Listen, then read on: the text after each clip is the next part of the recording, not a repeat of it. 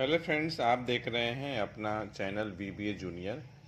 और इस सेशन में हम लोग डिस्कस करने वाले हैं physics all the way class 8 के लिए हीट चैप्टर का कंप्लीट एक्सरसाइज। तो बिना देर किए चलिए हम लोग इस सेशन को स्टार्ट करते हैं। तो देखिए, चूज द करेक्ट ऑप्शन का जो फर्स्ट क्वेश्चन है, the unit of energy that you see on food label is calorie. 1 calorie is equal to 4.2 joule. Question number 3 MCQ का, the temperature at which a liquid gets converted into vapor state is called boiling point. The amount of heat required to raise the temperature through 1 degree Celsius is called heat capacity or thermal capacity. The coolant used in car engine is water. अब हम लोग करते हैं fill the blanks. 1 calorie is defined as the amount of heat required to raise the temperature of 1 gram of water by 1 degree Celsius. 1 calorie equals to 4.186 joule और approximately 4.2 joule भी आप लिख सकते हैं। 1 kilo calorie equal to 4200 joule या फिर 4186 joule भी लिख सकते हैं। Temperature is a measure of average kinetic energy of molecules. Water is used as coolant in machines. Evaporation takes place from the surface of liquid, where boiling takes place from entire mass of a liquid. Entire mass की जगह पे whole mass भी लिख सकते हैं। उसके बाद है state whether the following statements are true or false. Heat flows from one body to another if their heat capacities are different. तो नहीं, टेम्परेचर डिफरेंट। हीट कैपेसिटी की जगह पे टेम्परेचर होगा। दिया गया स्टेटमेंट जो है फॉल्स है। Heat is the transfer of energy between two objects with different temperature, correct है। When vapour condenses to liquid energy is given off, ये भी सही है। Water has the lowest specific heat capacity, बिल्कुल नहीं, फॉल्स है। Lowest के जगह पे हाईएस्ट हो जाएगा। Evaporation and evaporation are same, बिल्कुल नहीं, दोनों का दोनों डिफरेंट है। एक के लिए हीट्स आता है और एक जो होता है बिना हीटिंग के होता है, बिना गर्म किए होता है। अब लोग करने वाले हैं math the following. 4186 joule per kg per degree Celsius. This is the specific heat capacity of water. 540 calorie per gram. This is the specific latent heat of vaporization of steam. 80 calorie per gram. This is the specific latent heat of fusion of ice. Q is equal to mc delta T. Quantity of heat required for temperature change. Q is equal to m into L, quantity of heat required for change of state. अब हम लोग करने वाले हैं give reason of the following statements. इसको मैं अलग से लिख के रखा हूं। तो देखिए, क्वेश्चन नंबर 1 जो है आपका गिव रीजन का कुछ इस टाइप से है। The snow in the mountains doesn't melt at once.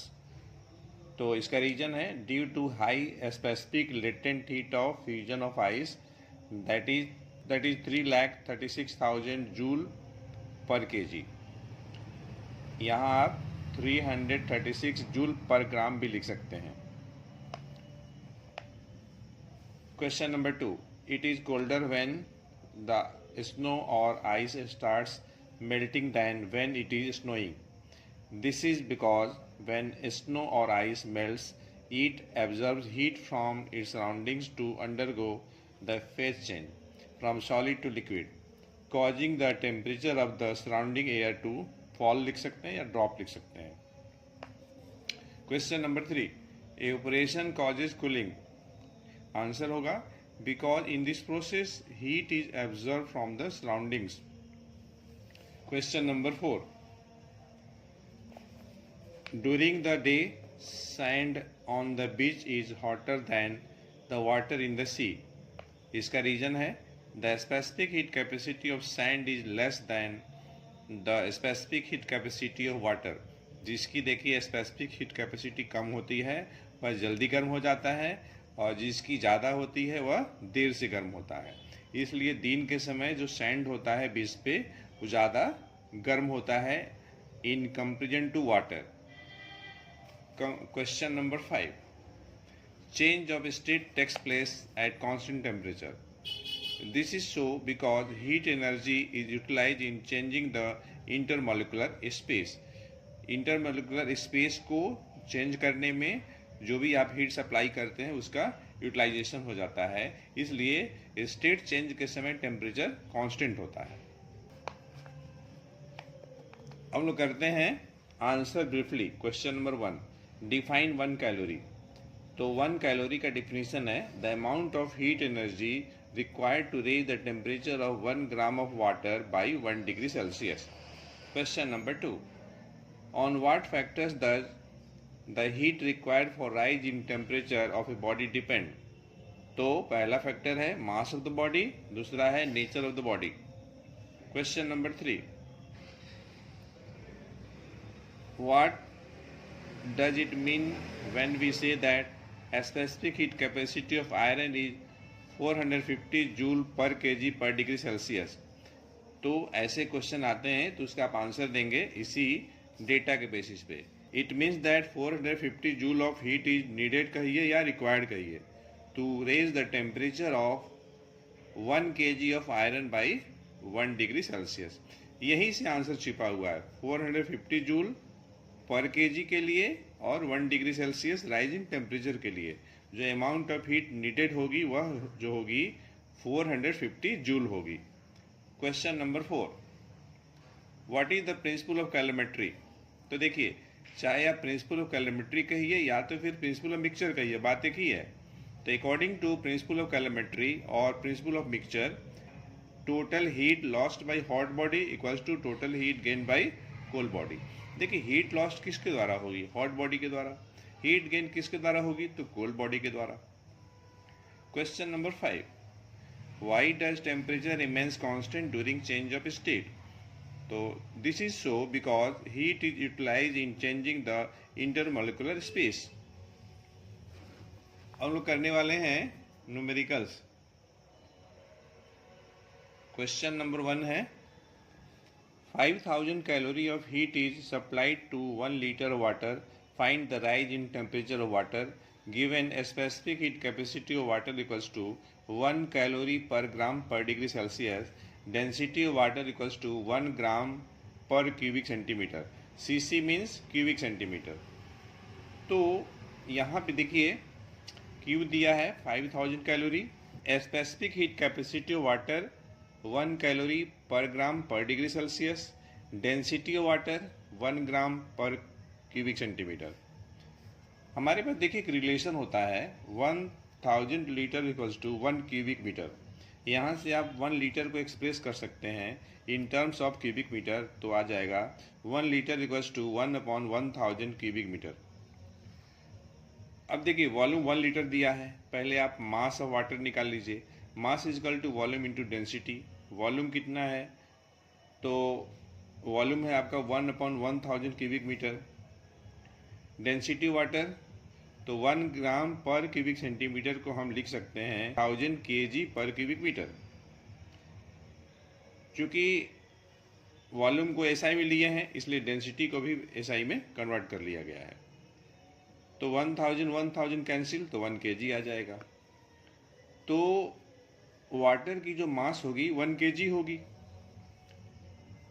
यहाँ पे देखिए ये कन्वर्जन जरूरी है। मास ऑफ वाटर जो है आप ये कैलकुलेट करके निकालेंगे, वॉल्यूम इंटू डेंसिटी लगा के कैलकुलेट करेंगे, तब जाके आपका सॉल्यूशन करेक्ट होगा। Q is equal to m into C into delta T. ठीक है, तो Q दिया है 5000 कैलोरी, मास दिया है 1 kg, और आपका C दिया है 1 कैलोरी पर ग्राम पर डिग्री सेल्सियस। डेल्टा टी हमें निकालनी है, तो 1 कैलोरी पर ग्राम पर डिग्री सेल्सियस को हम कन्वर्ट कर दिए कैलोरी पर केजी पर डिग्री सेल्सियस में, 1 में 1000 से मल्टीप्लाई करके। तो यहाँ पे देखिए KG per kg cancel, calorie इधर भी है कैलोरी इधर भी है, कैंसिल हो गया। तो अब देखिए यहाँ पे 5 पे 3 जीरो है, यहाँ से 3 जीरो कैंसिल हो गया, तो डेल्टा टी कितना आ जाएगा, 5 डिग्री सेल्सियस आ जाएगा।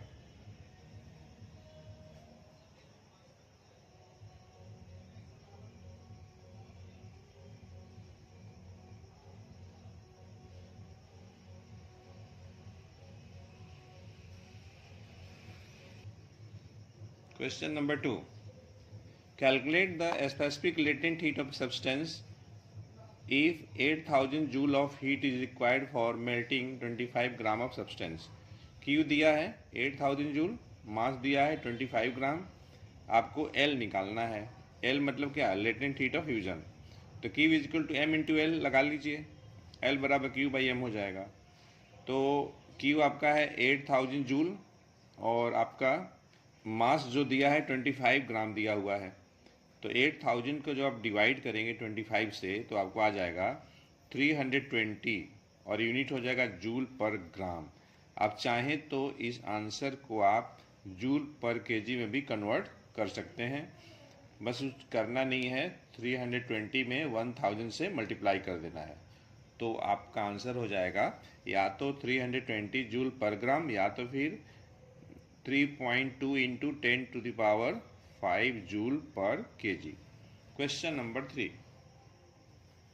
Calculate the heat energy required to melt 2 kg of ice given a specific latent heat of fusion of ice is 336 into 10 to the power 3 joule per kg। m दिया है 2 kg, l दिया है 336 into 10 to the power 3 joule per kg, आपको Q निकालना है। तो लगा लीजिए Q is equal to M into L. तो Q 2 kg, L है आपका 336 into 10 to the power 3 joule per kg, kg per kg cancel, तो आंसर हो जाएगा 672000 जूल, या तो फिर आप स्टैंडर्ड फॉर्म में लिख सकते हैं 6.72 into 10 to the power 5 joule. अब क्वेश्चन नंबर 4, क्वेश्चन नंबर 4 में देखिए है an iron rod at 80 degree Celsius of mass 0.8 kg is dropped into 1 kg of water at 20 degree Celsius. What will be the final temperature of the rod and water in equilibrium?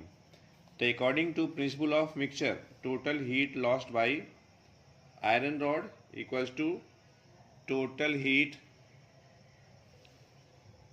gained by water, ये लगा लिया। तो M C delta T लगाएंगे। Iron rod का जो मास है आपका 0.8 kg है, और ये हमने जो लिया है सी लिया है बुक से लिया है, बुक में दिया है एक टेबल जिसमें कि कई सब्सटेंसेस का स्पेसिफिक हीट कैपेसिटी दिया हुआ है SI यूनिट में। तो हमने आयरन के लिए स्पेसिफिक हीट कैपेसिटी बुक से लिया है 450, या तो फिर क्वेश्चन में जो दिया रहेगा उसको हम लेंगे। चूंकि इस क्वेश्चन में नहीं दिया है इसलिए मैं बुक की सहायता से आयरन का जो है स्पेसिफिक हीट कैपेसिटी यूज किया हूँ। अब देखिए ये जो है आयरन रॉड आपका ये हॉट बॉडी है, तो उसका फॉलिंग टेम्परेचर होगा, तो 80 इनिशियल है और फाइनल टेम्परेचर T है, 80 माइनस T हो जाएगा। हीट गेन्ड बाई वाटर, तो वाटर का जो मास 1 kg है, specific heat capacity of water जो होता है 4186 जूल पर kg पर डिग्री सेल्सियस होता है, और वाटर का जो होगा राइजिंग टेम्परेचर होगा। तो वाटर का इनिशियल 20 है, तो राइजिंग टेम्परेचर क्या होगा T माइनस 20, क्योंकि T जो है फाइनल टेम्परेचर ऑफ मिक्सचर है and this T will be neither the temperature of iron rod nor the temperature of water. तो चूंकि आयरन रॉड का टेम्परेचर कितना है 80 है, वाटर का 20 है, तो जब दोनों को मिलाएंगे तो मिक्सचर का जो टेम्परेचर होगा इक्विलिब्रियम पे वह 80 और 20 के बीच में होगा, जिसको हमने T लिया है। इसलिए यहाँ पे हमने 80 माइनस टी लिया है, यहाँ पे T माइनस 20 लिया है। अब इसको सिंप्लीफाई कर रहा हूँ, 360 इंटू 80 इतना आ गया 28,800 minus 360T equals to 4,186T minus 83,720। अब जो लाइक टर्म है उसको हमने एक साइड रख दिया जो T कंटेनिंग टर्म है, और बाकी को मैं दूसरी साइड रखा। तो इस टाइप से हमें मिल जाएगा 4,546T इक्वल्स टू 1,12,520। T निकाल लेंगे तो हमें मिल जाएगा 24.75 डिग्री सेल्सियस। अब इस चैप्टर का लास्ट न्यूमेरिकल है। क्वेश्चन है 5 litre water at 60 degree Celsius is mixed with 25 litre water at 20 degree Celsius, what is the final temperature of mixture. ठीक है, देखिए एक टेम्परेचर है 60, दूसरा है 20, मतलब जिस वाटर का टेम्परेचर 60 होगा वह हॉट बॉडी होगा और जिस वाटर का टेम्परेचर 20 होगा वह कोल्ड बॉडी होगा। तो गर्म पानी और ठंडा पानी मिला दिए हैं, तो according to the principle of mixture total heat lost by hot water equals to total heat gain by cold water, तो MC डेल्टा T लगा लिया। अब यहाँ भी देखिए 5 लीटर को हम क्यूबिक मीटर में कन्वर्ट कर दिए, डेंसिटी ऑफ वाटर तो वॉल्यूम इंटू डेंसिटी मास हो जाएगा, इंटू C को हमने C ही रखा क्योंकि ये स्पेसिफिक हीट कैपेसिटी देखिए ठंडे पानी का चाहे गर्म पानी का वो चेंज नहीं करेगा, सेम रहेगा। और fall in temperature 60 minus T, और जो ठंडा पानी है वो 25 लीटर है, उसको हमने चेंज कर दिया ये क्यूबिक मीटर में, तो 25/1000 cubic metre into density water तो 1000 kg पर क्यूबिक मीटर इंटू C, और ये आपका राइजिंग टेम्परेचर कोल्ड वाटर के लिए T माइनस 20 हो जाएगा। तो ये देखिए 1000 कैंसिल, यहाँ भी 1000 कैंसिल, C से आपका C कैंसिल हो जाएगा, और यहाँ पे 5 है, 60 माइनस T है तो 5 इंटू 60 माइनस T, यहाँ पे 25 है, 25 इंटू T माइनस 20, 5 से कटा 25 5 बार में, तो 60 minus T equals to 5T minus 100, तो 60 इज इक्वल टू 160। तो आपका यहाँ से देखिए जब हम 2 से डिवाइड करेंगे ना तो ये आपका आ जाएगा 80 आ जाएगा, 3T इक्वल्स टू 80। तो फिर ये 80 में जब 3 से डिवाइड करेंगे तो 26.67 आ जाएगा। तो इस टाइप से जो फाइनल टेम्परेचर जो होगी मिक्सचर का 26.67 डिग्री सेल्सियस हो जाएगा। तो फ्रेंड्स इस सेशन में इतना ही। अगर आपको यह सेशन अच्छा लगा हो तो आप इस वीडियो लेक्चर को अपने फ्रेंड सर्कल में शेयर करना ना भूलें। तो हम मिलते हैं नेक्स्ट सेशन में एक अच्छे कॉन्सेप्ट के साथ। Thanks for watching.